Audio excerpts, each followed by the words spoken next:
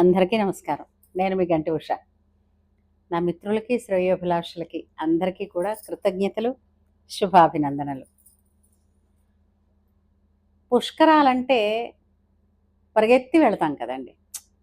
సాధ్యమైనంత మటుకు ఈ జన్మలో మనకి ఒంట్లో ఓపికుండగా ఎన్ని పుష్కరాలుంటే వీలైన పుష్కరాలకు వెళ్ళి స్నానాలు చేసుకొని వస్తాం.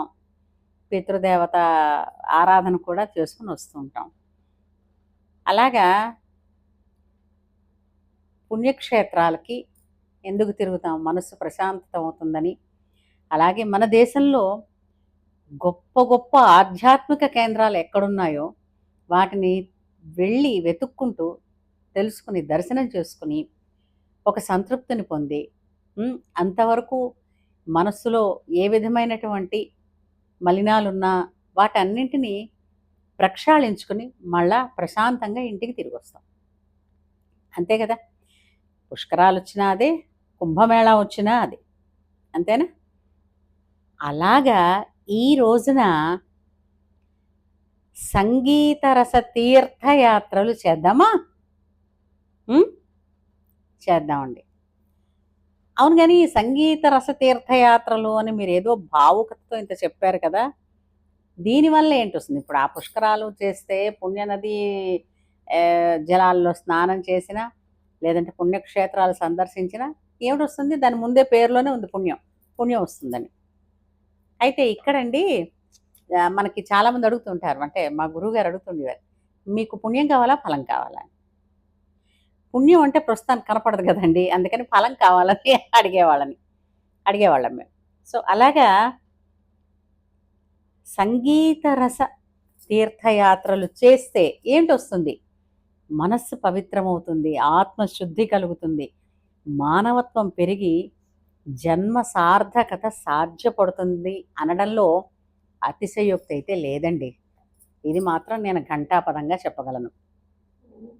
అయితే ఈ తీర్థ క్షేత్రాలు అయితే ఇంకా మనం చెప్పాలంటే సినీ రస సంగీత తీర్థయాత్రలు చేద్దాం. సినీ సినీ గీతాలు, సినీ సంగీతంలో శాస్త్రీయ సంగీతం మేళవించి ఇలాంటి అందులో మొట్టమొదటి పుణ్యక్షేత్రంగా మనం చూడాలి అనంటే, మనం మాట్లాడుకోవాలి అనంటే మనకి ఎవరున్నారండి? ఘంటసాల గారు. ఘంటసాల గారి పేరు ముందు ఎన్ని బిరుదులు పెట్టినా, ఘంటసాల గారి పేరు తర్వాత ఎంతమంది గాయకులొచ్చినా, ఘంటసాల అనే పేరు, ఘంటసాల అనే వ్యక్తి నవరసాల పాకశాల. అంతేనా కాదా? చూసారా మన శ్రీనాథ కవి అతను దేహత్యాగం చేసి వెళ్ళిపోతున్నప్పుడు ఒక మాట అంటారు. దివిజ కవివరుల గుండియల్ దిగ్గుమనగా అరుగుచున్నాడు శ్రీనాథుడు అమరపురికి అని. అంటే ఆ వెళ్ళిపోవడాన్ని కూడా ఆయన ఎంతో నిబ్బరంగా చెప్పుకుంటారు చూసారా. అలాగా దేవేంద్రాదులకు అందరికీ కూడా ఘంటసాల గారి గానం వినాలనిపించి చాలా తక్కువ సమయంలో మన నుంచి అతన్ని దూరం చేసి వాళ్ళు ఆనందిస్తున్నారు. కాకపోతే ఘంటసాల గారిని ఆయన పాట వినని రోజు మనలో ఎవరికైనా ఉంటుందా? ఆ పాటలు కనీసంలో కనీసం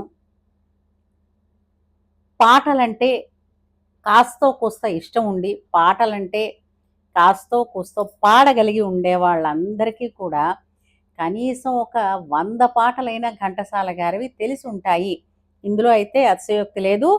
100 పాటలు కూడా ఘంటసాల గారివి మాకు తెలియదు, కానీ మేము సింగర్స్మే అన్నవాళ్ళు మరి వాళ్ళని సింగర్స్ అనాలో ఏమనాలో నాకు తెలీదు, మీకు తెలుసు. ఈ ఘంటసాల గారు 1922లో జన్మించారు. 74లో మనందరినీ విడిచి వెళ్ళిపోయారు. అతి తక్కువ సమయం కదా! కానీ అతను మనకు అందించినటువంటి రససిద్ధి ఏదైతే ఉందో, ఆయన భక్తి భావాన్ని, రౌద్రాన్ని, అందుకే నవరసాల పాకశాల అనుకున్నాం కదండి. ఆయన చేసిన భక్తి ఆల్బమ్స్ ఉన్నాయి చూసారా, జయదేవ అష్టపదులు చేసిన, అలాగే మనకి భగవద్గీత చిరస్థాయిగా ప్రపంచం మొత్తం మారిమోగిపోతుంది కదండి. ఆయన పాడినటువంటి భగవద్గీత శ్లోకాలు ఆ! ఎంత ఎంత అద్భుతంగా ఉంటాయి. మనస్సుకి ఎంత ప్రశాంతతనిచ్చి చైతన్యాన్ని బోధింపచేస్తూ ఉంటాయి. అవునా కాదా?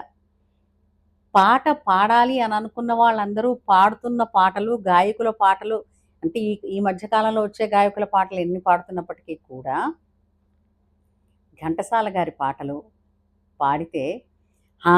వీళ్ళకి సంగీతం తెలుసును అని ఒక గాయకుడుగా మనందరం సంతృప్తి చెందుతూ ఉంటాం. అవునా కాదా?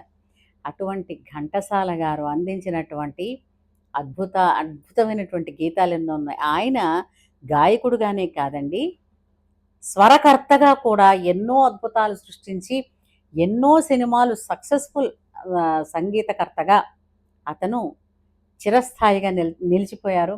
ఆయన పాటలు పాడుకుంటూ అంటే జీవితానికి భుక్తిని సంపాదించుకుంటున్న వాళ్ళు ఎంతోమందున్నారు అనడంలో అతిశయోక్తి లేదు. వారందరి తరపున